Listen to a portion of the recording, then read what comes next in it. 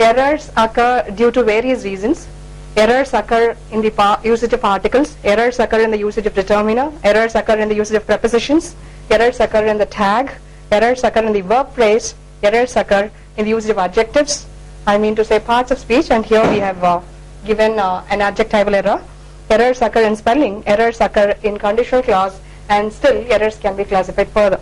So today we are going to study how errors occur and how we have to correct the errors. Let's take an exercise like this. Let's go sentence by sentence. The first sentence, my sister is engineer. Normally when we say my father is doctor, my mother is a homemaker, so this is run over in the language, so we naturally forget the usage of the article there. The article is hidden when we speak. So the same way we start writing. So the error occurs in the usage of article sometimes. Instead of we use a or an, and here it is an engineer, so it starts with a vowel sound. The word starts with a vowel sound, so we have to use an. My sister is an engineer. At the same time, all the words that start with a vowel will not take an. Unless the word starts with a vowel sound, the word cannot be preceded by the indefinite article an. We'll come back to that portion later. This is my only one hope. This is due to mother tongue influence. Normally when we talk in our vernacular language, in any South Indian languages, we use this kind of a statement. Whether it is Malayalam or Telugu or Tamil, we use a sentence like this. So the same sentence is translated into English. Here the determiner, the usage of the determiner one is not essential. This is my only hope, that itself will do. So the error has occurred due to the unnecessary usage of the determiner one. Let's come to the third sentence. They made me to learn. This is also once again, even though the error is prepositional error, this is also once happened due to the mother tongue influence. So we say in English we use this as they made me learn, not to learn. Unnecessary intervention of the preposition to here. So you make somebody learn. He taught me such and such thing, whereas I learnt this. You learn something directly. You need not use a preposition. So they made me learn. They made you what? They made you to learn. They made you to learn, but at the same time they made me learn. He designs robots, isn't he? It's a tag, question tag, and the error occurred in the usage of tag. When we read this sentence, we think the sentence is grammatically correct because the tag is negative and the sentence is affirmative. Usually for the usage of tags, we say if the sentence is affirmative, the tag has to be negative, and if the sentence is negative, the tag has to be affirmative, positive. So the sentence is positive here, the tag is negative. The rule seems to be satisfied, but the usage of the verb tells you there is an error.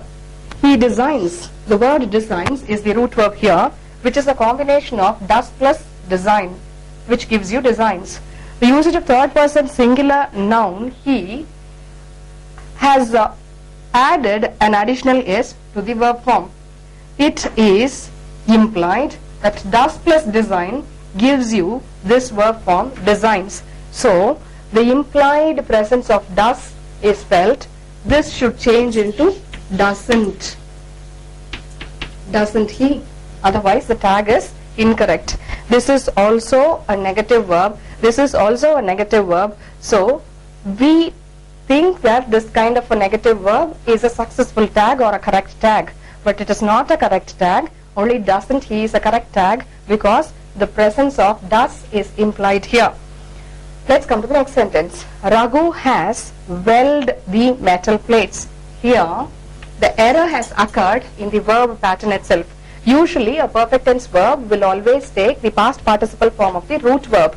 So the past participle form of root verb weld here is welded. So it is not. The usage of weld makes the verb phrase incorrect. Error in the verb phrase. So we have to be very careful in the usage of the root verb, which should be in past participle along with the perfect tense auxiliary verb. Next sentence. it is an imperative. Meet the concerned HR. It is like an instruction given to you.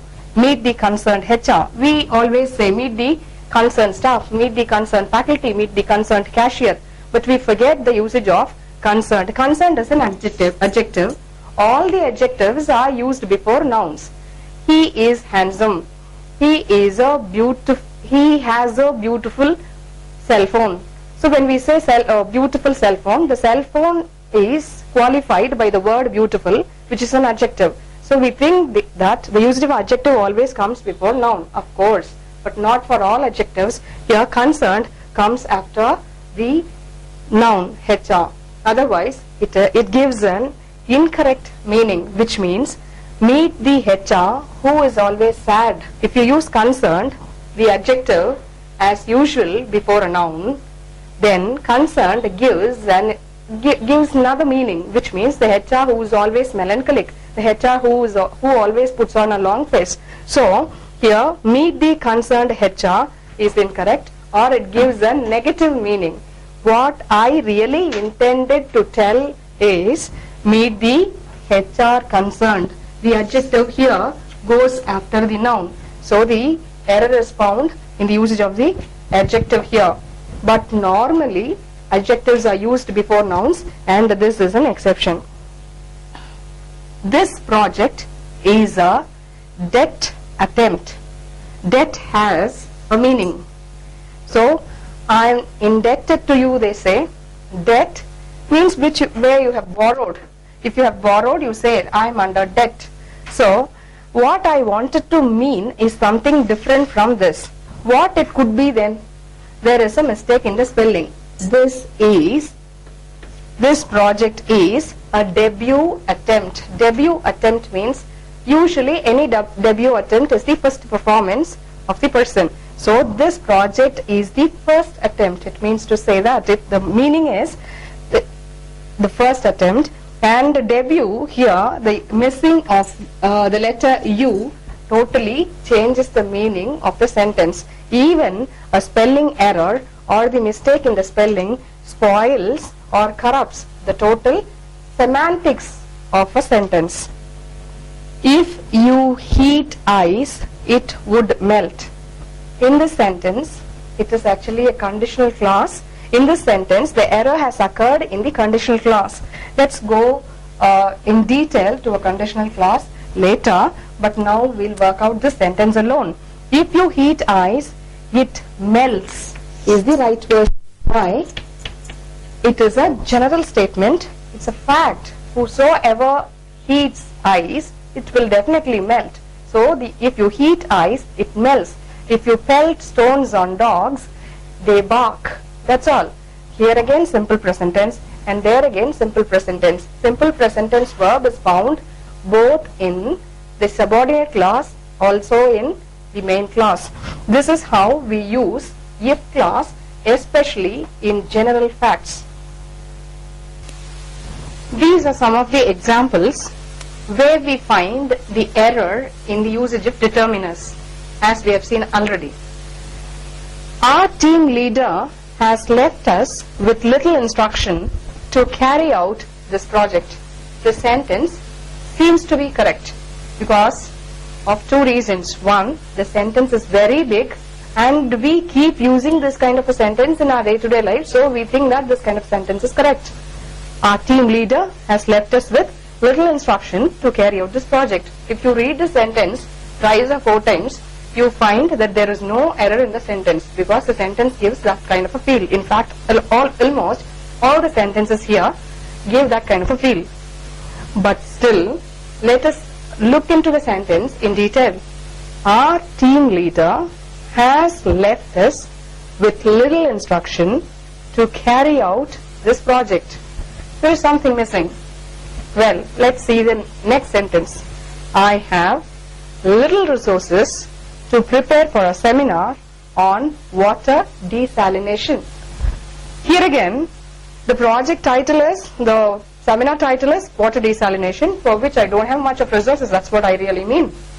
Come to the next sentence. There were few students in the class, so our faculty didn't deliver his lecture.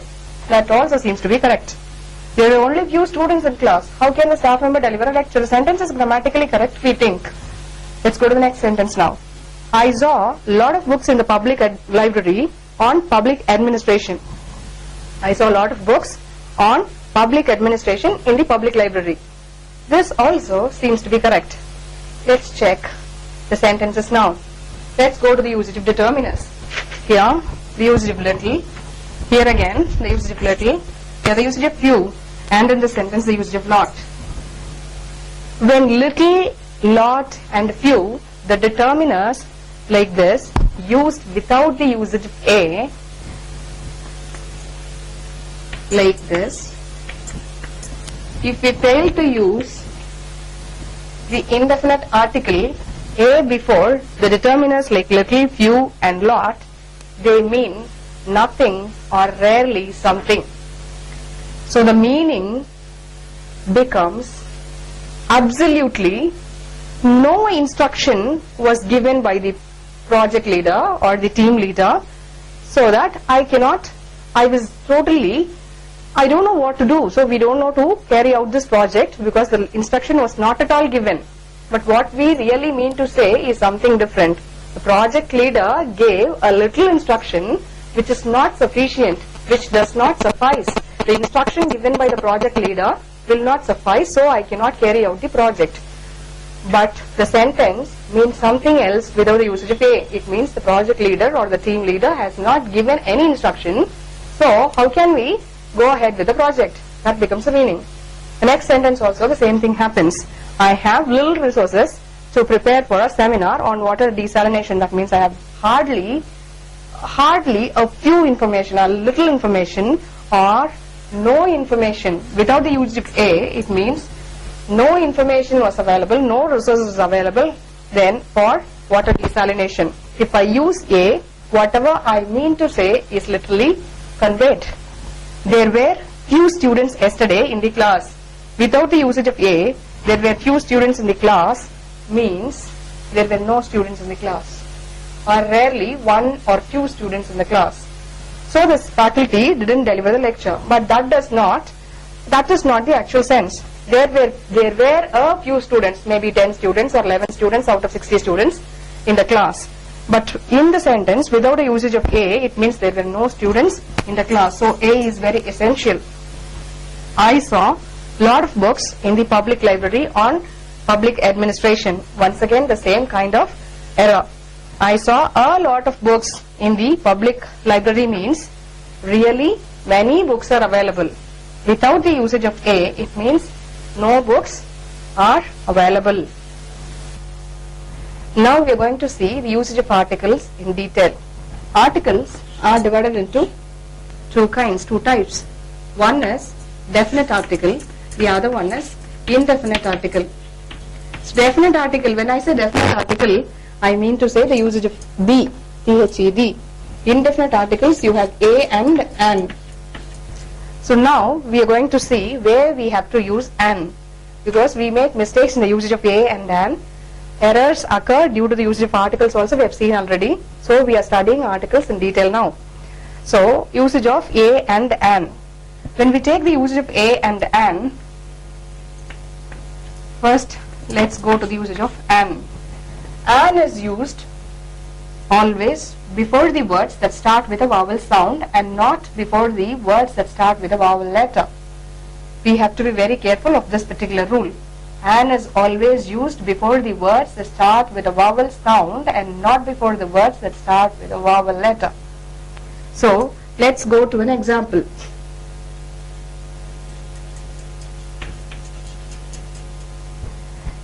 I'm going to use this word European in a sentence. He is dash European. We get a doubt whether to use an or a. He is an European is incorrect. Even though the word starts with E, a vowel letter, he is a European. I have a euro, the coin, the currency, euro, a euro, a European. So it always takes a. Why does it take a? Let's see.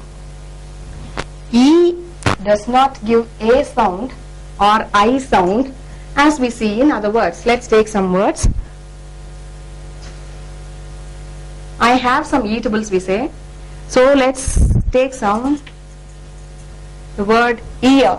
Let's take the word ear. The sound is E as it is, right? The sound is earth. It is east.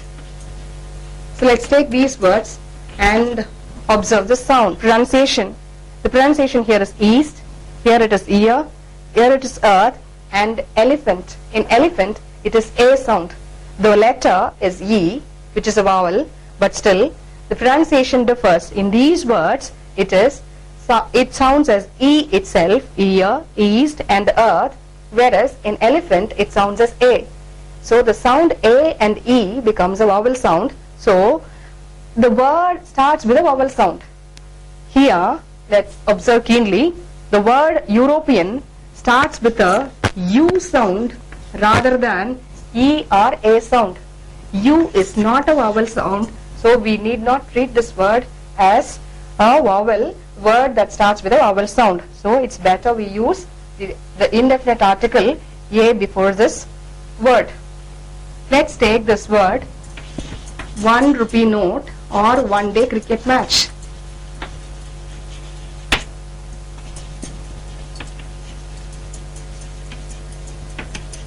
When we use 1 rupee note or 1 day cricket match, it's a 1 rupee note or a 1 day cricket match because the word O-N-E, of course it starts with a vowel letter O, but the pronunciation is like W-O-N, one, which is a B sound as we see in verse. It is 1 rupee note and not 1 rupee note as so that we can consider this as a vowel. This is not at all a vowel sound, but the letter is a vowel letter. So we have to say, I went for a 1 day cricket match. It is not an 1 day cricket match, by the by. Let's go to some words that starts with consonant but still has a vowel sound. Let's go to words like this. H-E-I-R is not hair or H-A-R-E hair. The pronunciation is totally different. It is heir. He is the legal heir of my father's property. Or she is an heiress rich beyond words.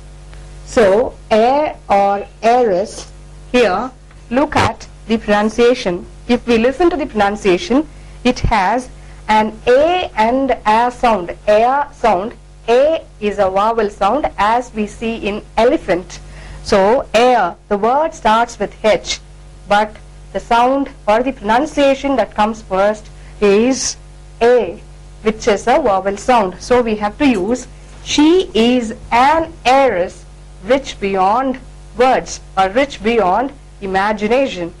So it takes the indefinite article and before it. Let's take a word like honest, honorable.